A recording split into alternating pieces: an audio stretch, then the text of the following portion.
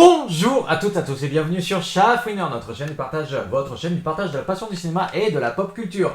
Aujourd'hui, je vais jouer au Chafouiner Papa en vous parlant de la série Squid Games de Dong-hyuk Hwang.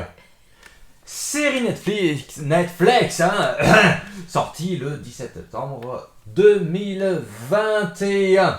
Alors, qu'est-ce qui nous attend avec justement ce Squid Games? Pour vous en lire rapidement le synopsis, tenté par un prix alléchant en cas de victoire, des centaines de joueurs désorientés acceptent de s'affronter lors de jeux pour enfants aux enjeux mortels. Ruiné après un tout, Jin-hoon accepte de participer à un mystérieux jeu. Mais dès la première épreuve, la promesse d'argent facile fait place à l'horreur. Alors, moi je vais être franc, le 17 septembre dernier, moi j'avais pas du tout entendu parler de cette série. C'est vraiment notre très chère coréatrice et cadreuse, à qui l'on remercie pour l'image, qui m'a dit « Oh, faut que tu regardes ça, c'est génial, j'ai jamais autant pleuré de ma vie !» Du coup je me suis dit « Bon, ok ». Et au fur et à mesure, de par les relations, certaines relations de culture geek mignon, il y a plein de gens qui nous ont dit « Oh, mais regardez, c'est super tout ça, faut faire des trucs autour. » Ok, on regarde, premier épisode. Ah d'accord. Deuxième épisode. Oh. Troisième épisode. Oh. Quatrième épisode. Oh. 6. Oh. 7. Oh. 8. 9. Enfin, en gros, tout s'enchaîne assez rapidement, puisque Squid Game, ça s'inspire un petit peu de ce qui s'est fait avec Battle Royale, le manga japonais. Je n'ai pas la date exacte de sortie du manga, mais ça s'affiche peut-être dans l'intermittence. Enfin, dans le... Mais... au final, ça s'inspire un petit peu de ce genre de manga, puisque le protagoniste principal, Ji-hoon, n'est pas sans faire penser à ce genre de protagoniste que l'on retrouve dans ce genre d'œuvre. C'est-à-dire que le héros, il a quand même s'il est dans la galère, etc., il a quand même certaines valeurs humaines.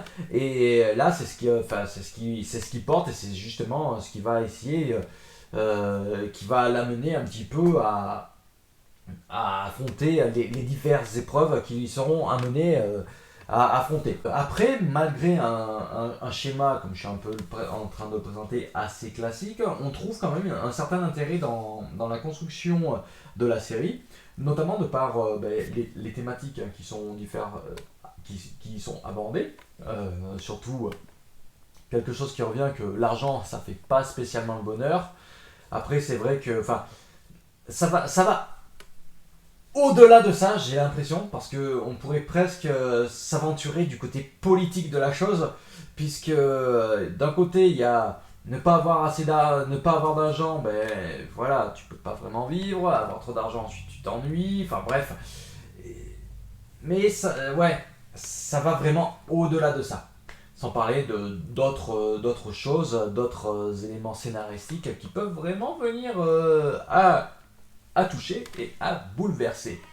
Mais vraiment, là où ça fait toute la différence, c'est surtout au niveau, en plus de l'intrigue, du jeu des différents acteurs. Parce que les différents acteurs, notamment le personnage principal, encore une fois, même la personne âgée, le joueur 001, franchement, pour une série asiatique, habituellement, on trouve un petit côté surjeu dans ce genre de série, d'œuvres cinématographiques ou autres. Mais ici, là, franchement, c'est assez bluffant.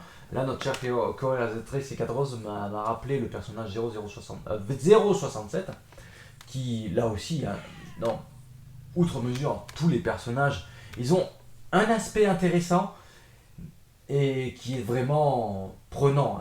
Il suffit que l'on s'attache quelque peu à nos personnages principaux pour vraiment l'affect, il est là. Dès qu'il y a quelque chose qui arrive ou autre, on est là. Non! Comment cela se fait. Après, il y a certains personnages, malencontreusement, qui avaient du potentiel et qui sont un petit peu mis en retrait.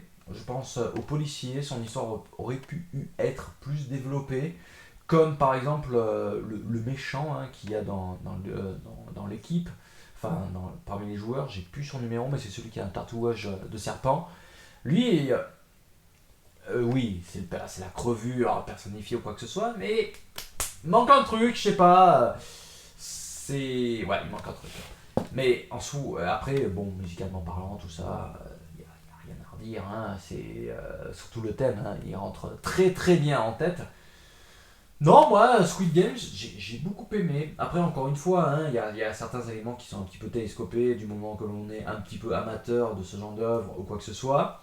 Mais la chose qui fait la différence, c'est que c'est bien amené, l'émotion est là. Enfin, il y a une écriture humaine quand même dans le récit et les thématiques vont au-delà d'une simple morale. Il y a quelque chose de plus profond dedans. Et encore une fois, c'est pour ça que je ne m'aventure pas trop là-dedans, mais il y a des enjeux un chouïa politique. Enfin, faut vraiment que vous voyez pour vous y intéresser. Toutefois, je viens dire cela.